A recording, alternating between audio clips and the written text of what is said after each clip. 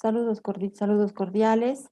Continuamos con lo que refiere derecho constitucional. Continuamos con derecho constitucional. En lo que refiere al derecho a la propiedad, sabemos que en nuestro marco jurídico, en nuestra norma suprema del ordenamiento, se establece, ¿no?, que todos tenemos derecho a una vivienda, todos tenemos derecho también a una propiedad. En este sentido, la propiedad es el poder jurídico que permite usar, gozar, disponer de una cosa y debe ejercerse en forma compatible con el interés colectivo, dentro de los límites y las obligaciones que establece el ordenamiento jurídico. El derecho de uno termina donde comienza el derecho del otro.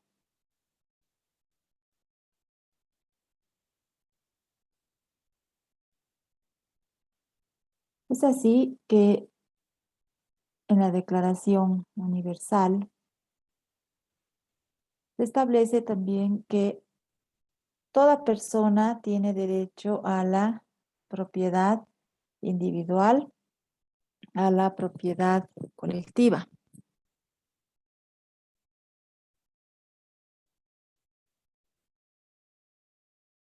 Asimismo, en cuanto a la limitación al derecho de propiedad, mencionamos que el concepto clásico de la propiedad establecía los significados de perpetuidad, exclusividad, asimismo también absoluto, el cual estaba limitado por el derecho romano. En lo que refiere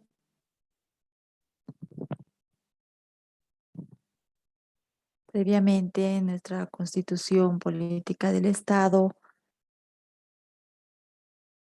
establece que toda persona tiene derecho a la propiedad privada, individual o colectiva, siempre que ésta cumpla una función social. Se garantiza la propiedad privada siempre que el uso que se haga de ella no sea perjudicial al interés colectivo. Se garantiza también el derecho a la sucesión hereditaria. En nuestro ordenamiento jurídico, en el Código Civil, establece el artículo 106, la propiedad debe cumplir una función social.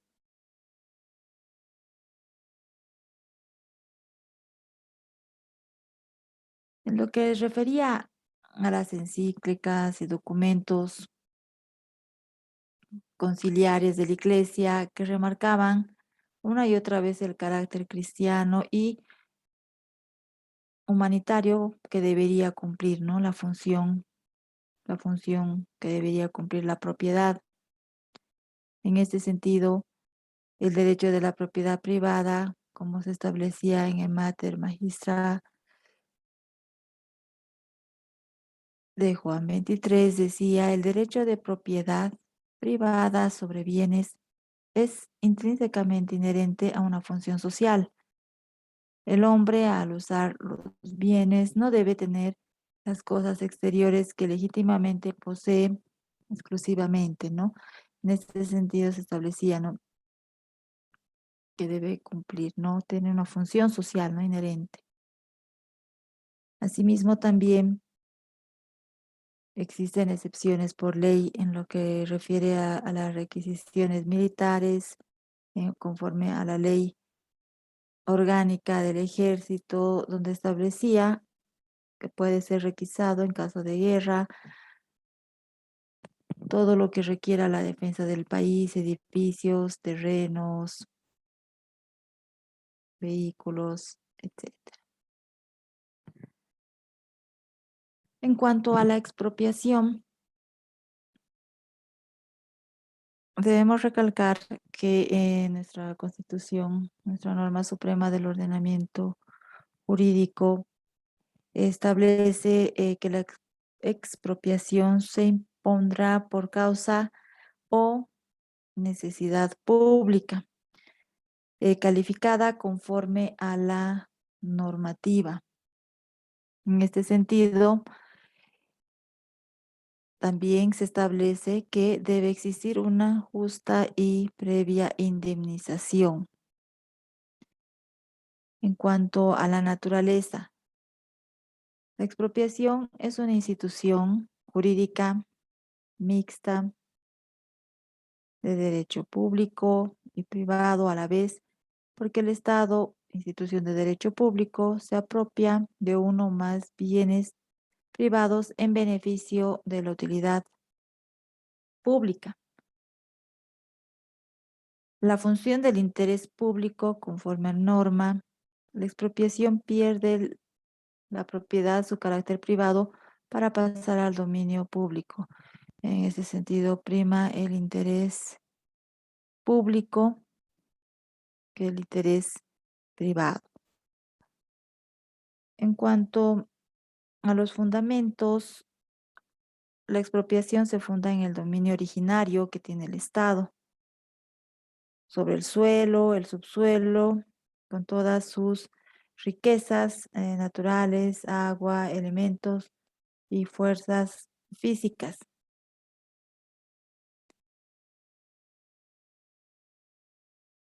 En lo que refiere a los antecedentes, eh, un antecedente tenemos que en la Revolución Francesa proclamó el carácter inviolable y sagrado de la propiedad como un derecho individual. Estableció que nadie podía ser privado de la misma, sino cuando la necesidad pública legalmente lo exige y bajo la condición de una previa y justa indemnización, lo que se establece en la Declaración de los Derechos del Hombre y del Ciudadano.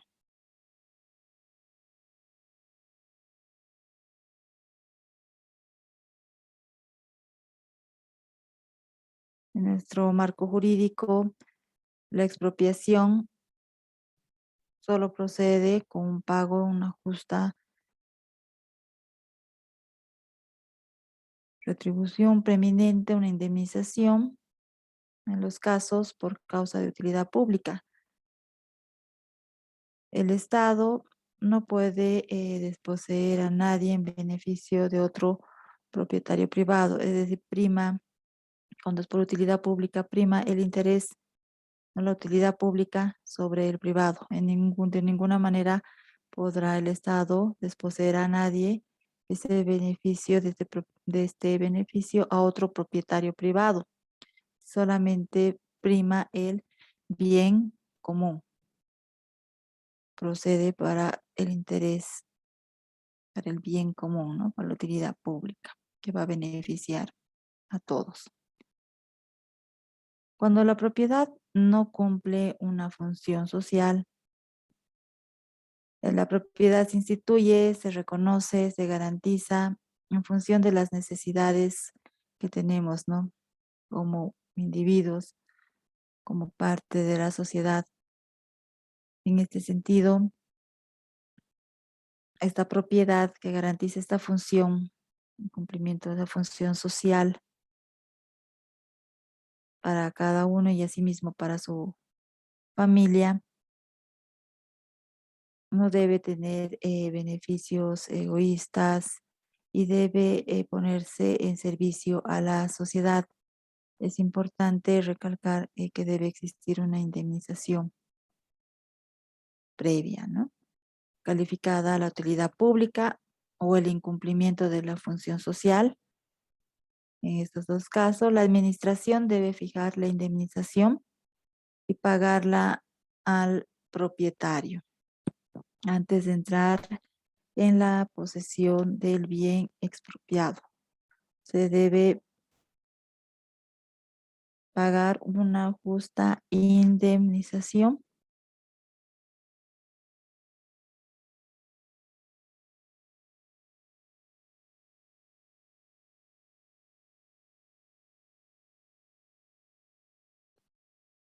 En cuanto refiere a la propiedad intelectual, el artículo 102 establece el Estado registrará, protegerá la propiedad intelectual, individual, colectiva, de las obras, descubrimientos de los autores, artistas, compositores, inventores, científicos, en las condiciones conforme a ley. Comprende todo lo que es susceptible de adquirir un valor económico, en este sentido ya sea corporal o incorporal. En este caso tenemos la propiedad intelectual, que puede ser artística, que puede ser científica, que puede ser literaria. También es importante mencionar la propiedad industrial, que está constituida por los inventos en la industria y otros donde la investigación científica y tecnológica realiza, ¿no?, la mejora y su productividad.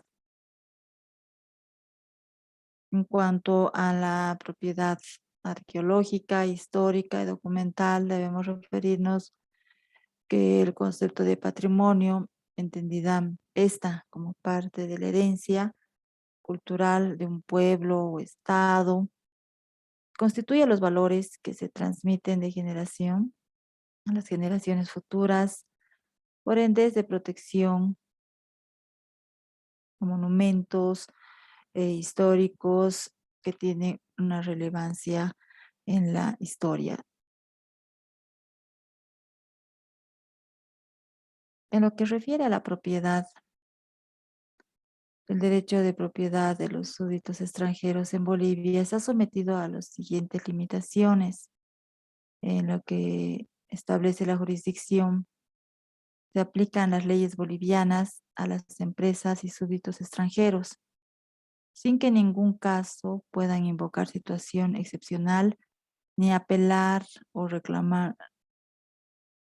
Esto se trata del ejercicio de la soberanía en lo que refiere al imperio y al orden jurídico nacional, sobre todo el territorio de la República, sin interferencias que a título de derechos privados podrían pretender mezclar en la decisión de nuestros propios asuntos. En cuanto a la educación y a la cultura, sabemos que el Estado tiene la obligación de garantizar la educación es un derecho que tenemos todos, ¿no? De adquirir educación y se debe garantizar la educación gratuita.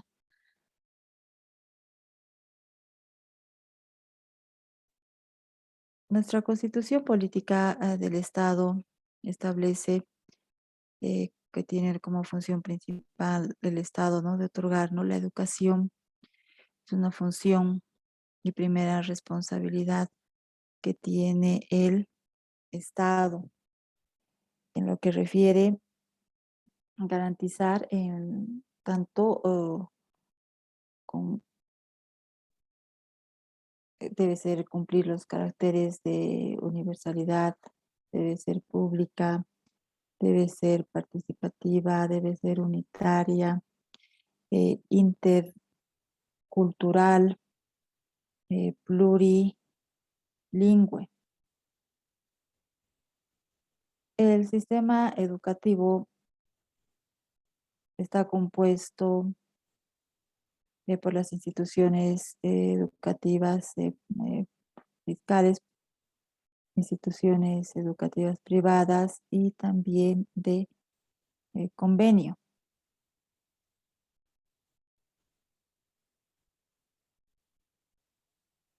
Asimismo, el sistema educativo se fundamenta en una educación abierta, humanista, científica, técnica, tecnológica, productiva, liberadora, solidaria. Asimismo, el Estado Garantiza la educación vocacional y la enseñanza técnica humanista para hombres y mujeres relacionada en la vida en el trabajo y en el desarrollo productivo. En este sentido, también se establece que la educación fomentará el civismo, el diálogo intercultural, los valores ético-morales, los valores incorporados, la equidad de género, la no diferencia de roles, la no violencia y la plena vigencia de los derechos humanos. La educación tiene como objetivo la formación integral de las personas, el fortalecimiento de la conciencia social crítica en la vida y para la vida.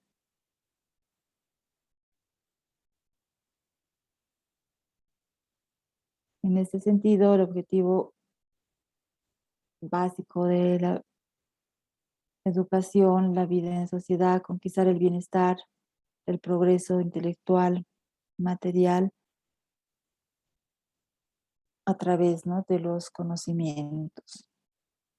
Es así que es una función principal, responsabilidad que tiene el Estado, ¿no?, en cuanto a la educación como una función social.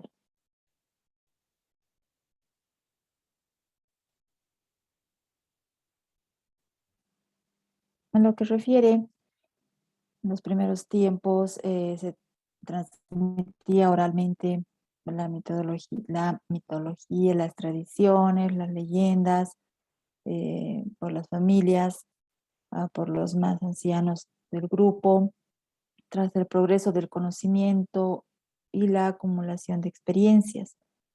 La educación ha tomado una forma institucional con fines y objetivos que son marcados por realidades sociales. En ese sentido, en Egipto se establecían dichas escuelas, estaban anexas al palacio de los faraones e impartían la instrucción religiosa, ética, filosófica. Asimismo, en Grecia y Esparta buscaban el desarrollo intelectual en razón de la virtud. Los griegos buscaban la verdad basada en la razón, implantada en una institución libre y privada. Los espartanos formaban hombres en las artes militares, obedientes al Estado, obedecían al Estado, el cual cubría todo lo que refería al aspecto de la vida. Y en Roma, la educación, una síntesis de la griega y egipcia y espartana. En la Edad Media se daba prioridad a la formación de las disciplinas más que la intelectualidad.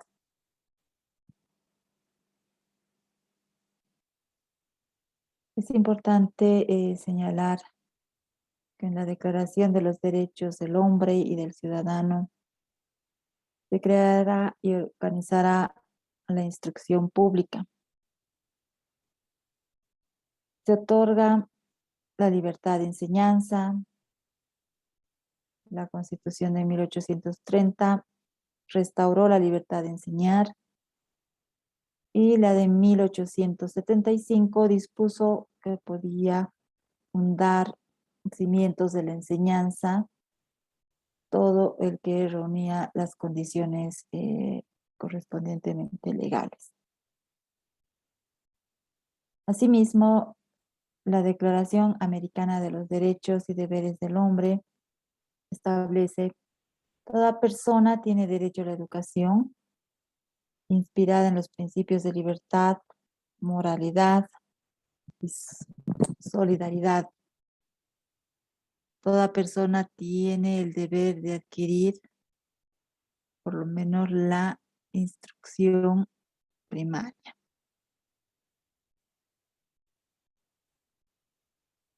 La instrucción y educación tienen por objeto desarrollar la personalidad del hombre, para que pueda desarrollarse dentro de la sociedad siendo útil. Asimismo, conviene distinguir que la primera provee conocimientos, destrezas, capacidades, la instrucción,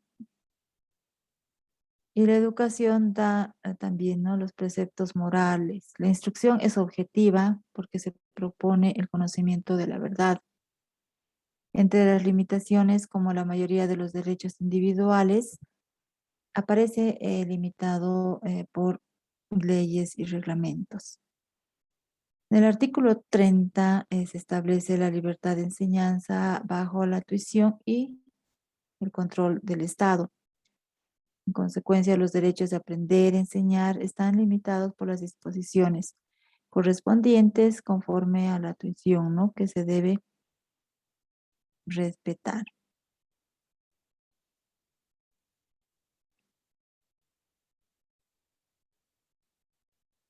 En cuanto a la educación superior, que está a cargo de las unidades superiores, las universidades,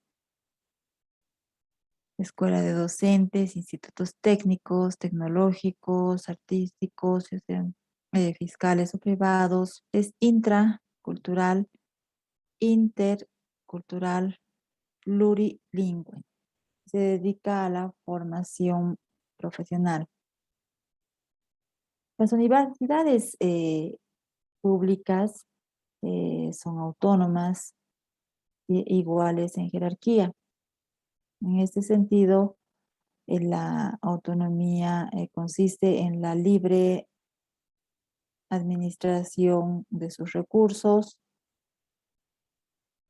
el nombramiento de sus autoridades, personal docente y administrativo. Asimismo, también realizan la elaboración y la aprobación de sus estatutos,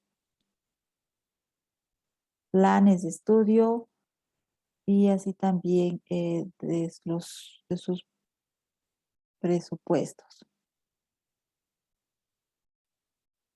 Las universidades públicas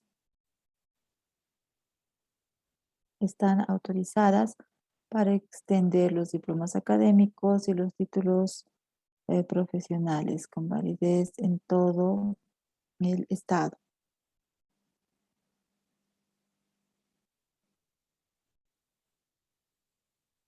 Las universidades privadas, la creación de la universidad privada será autorizada mediante decreto supremo.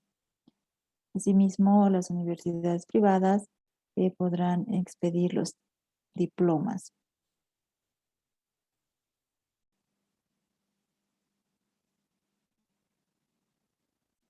En cuanto refiere a la libertad de conciencia y religión, eh, la religión es un fenómeno social que moldea la conciencia, la moral, los sentimientos, los hábitos. Entre los antecedentes tenemos la libertad de cultos, a profesar creencias emanada de la esfera de la libertad individual y se asocia con la libertad de conciencia, de pensamiento, de opinión, asimismo de expresión. Como todos los derechos fundamentales, el de los cultos fue desconocido durante la mayor parte de la historia. En Francia, la Declaración de los Derechos del Hombre y del Ciudadano establecía ninguno debe ser sometido a inquisición por sus opiniones, aunque sean religiosas. Toda persona tiene derecho a la libertad de pensamiento, de conciencia, de religión. Este derecho incluye la libertad de manifestar su religión o su creencia, lo que establece la Declaración Americana de los Derechos y Deberes del Hombre.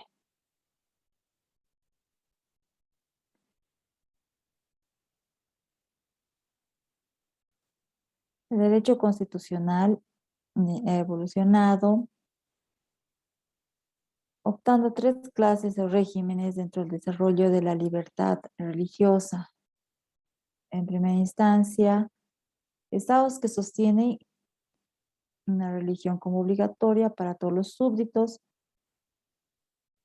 estados que reconocen una religión oficial y estados donde existe una completa separación entre la Iglesia y el Estado.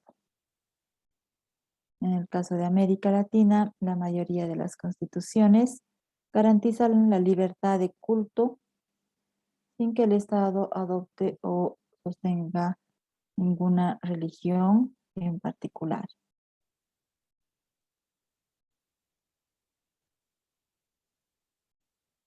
En Bolivia, nuestra legislación se establece la libre expresión de religión. Desde 1826, 1871, la religión católica apostólica como única expresión de la República y con exclusión de otros cultos. Este régimen se mantuvo, posteriormente se reformó, permitiendo el ejercicio público de otros cultos. Posteriormente, también en el Código de Educación se expresa, se reconoce la libre enseñanza religiosa, que se enseña en los establecimientos educativos, enseñanza católica, y si algún padre quería, debía hacerlo saber por escrito. En este sentido, por tanto, la libre expresión es el derecho de elegir, practicar libremente cualquier culto. Actualmente, en Bolivia es un estado laico. En lo que refiere a la inviolabilidad del domicilio, nuestra norma suprema del ordenamiento jurídico establece que toda persona tiene derecho a la inviolabilidad de su domicilio. Es un derecho que está establecido desde la antigüedad. En este sentido, el domicilio es entendido como la residencia, morada o habitación del propietario, sea temporal o sea permanente. La Declaración Americana establece de los derechos y deberes del hombre. La persona tiene el derecho a la inviolabilidad de su domicilio, tiene, exceptuando lo establecido a la norma, ¿no? Que debe estar totalmente respaldada por por las órdenes judiciales.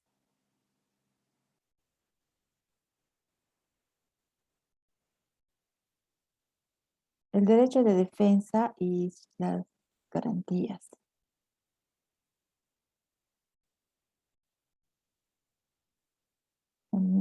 Recordamos que las garantías, los medios, los instrumentos por los cuales una persona que se siente vulnerada, ha sido vulnerada, ha sido restringida, tiene derecho, ¿no?, a ser protegida oportunamente y efectivamente por los tribunales. El Estado garantiza el debido proceso a través de la gratuidad y la transparencia de la justicia. Se garantiza la presunción de inocencia. Ninguna persona puede ser condenada sin haber sido oída o juzgada previamente en el debido proceso. Todo hombre se presume la inocencia hasta que se haya declarado la culpabilidad. Es lo que menciona, establece la Declaración de los Derechos del Hombre y del Ciudadano en su artículo 9.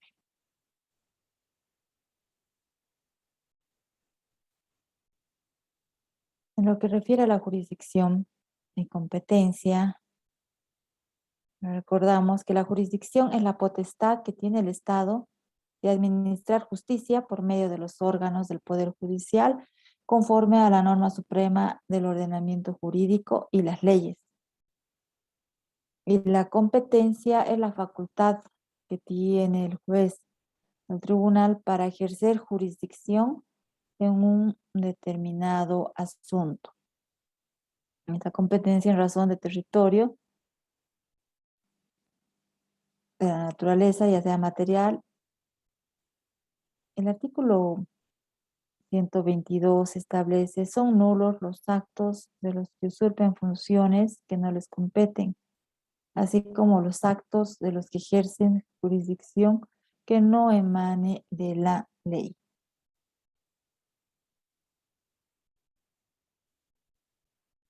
En materia penal,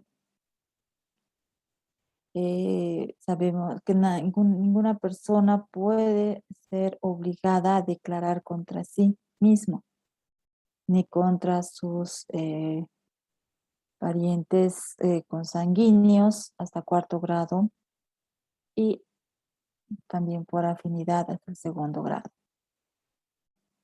El derecho a guardar silencio no es considerado como indicio de culpabilidad. Recordamos que este precepto nació en Inglaterra como reacción frente a los métodos inquisitoriales en los tribunales eclesiásticos y se aplica solamente en materia penal con una protección al encausado.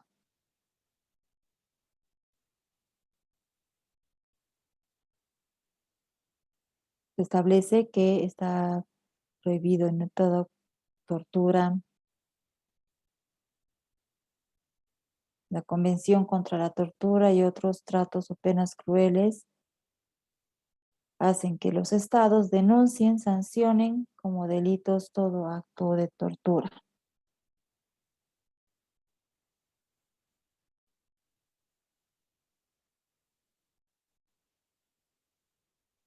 En cuanto a las penas de infamia, pérdida o lesión del honor, reputación o el descrédito, humillación o mala fama en que cae alguno por su mal obrar. La infamia equivale a una comunión civil, ya que quedaba aislado o apartado, repudiado por la sociedad. Está prohibida la muerte civil, prohibida la infamia, el confinamiento. En lo que refiere a la pena de muerte,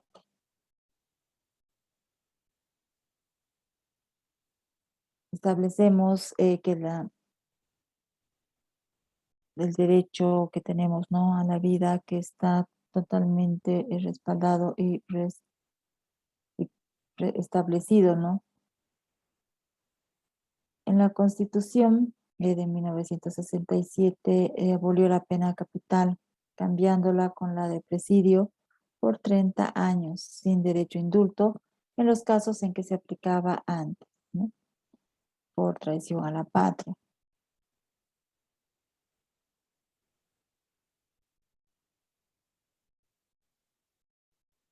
En cuanto a lo que refiere nuestra norma suprema del ordenamiento jurídico,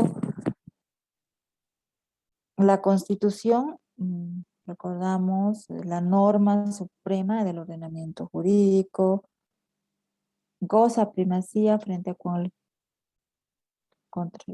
cualquier disposición normativa. Asimismo, también es importante mencionar en cuanto a la capacidad jurídica. Todo ser humano tiene la capacidad jurídica conforme a la normativa y goza de los derechos reconocidos en nuestra Constitución.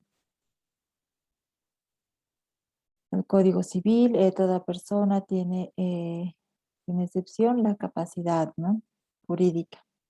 En ese sentido, todas las personas somos iguales ante la ley, donde se establecen los derechos y las obligaciones y los deberes, ¿no?, consagrados, sin distinción, sin ninguna distinción de idioma, credo. Toda persona tiene derecho a su personería jurídica. Asimismo, se prohíbe la esclavitud, la trata y tráfico de las personas. La Convención Americana de Derechos Humanos establece: nadie puede ser sometido a la esclavitud o servidumbre, y tanto estas como la trata de esclavos y la trata de mujeres están prohibidas en todas sus formas. Nadie puede ser obligado a ejecutar un trabajo forzoso u obligatorio.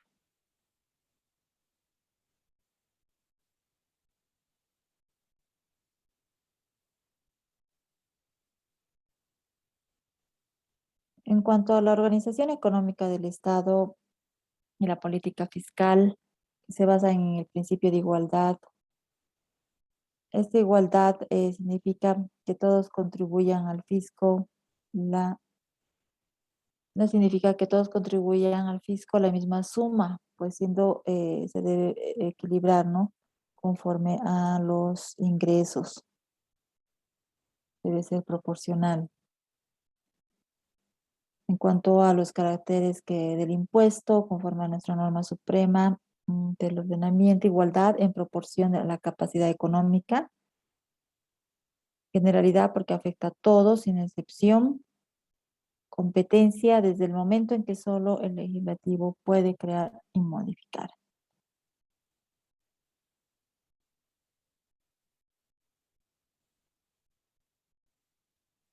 En cuanto al derecho que tenemos de ejercer funciones públicas, el libre acceso a la función es un principio conforme a la democracia.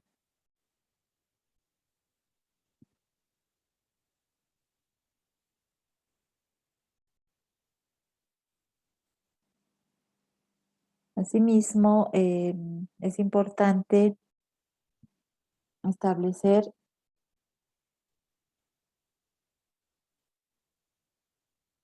que el estado de sitio es una situación jurídica, política de excepción en la que el gobierno impone esta restricción a los derechos para mantener el orden público.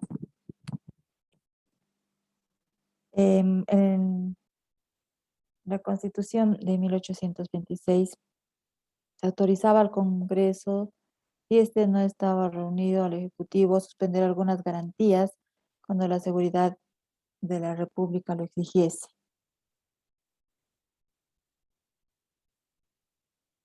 La autoridad competente, el órgano encargado para dictar el estado de excepción, es el Ejecutivo. La extensión dispone que el estado de excepción puede declararse en todo o en parte del territorio donde es necesario. En cuanto a los derechos, el estado de excepción no suspende en ningún caso los derechos fundamentales y sus garantías. Muchas gracias por su atención. Gracias.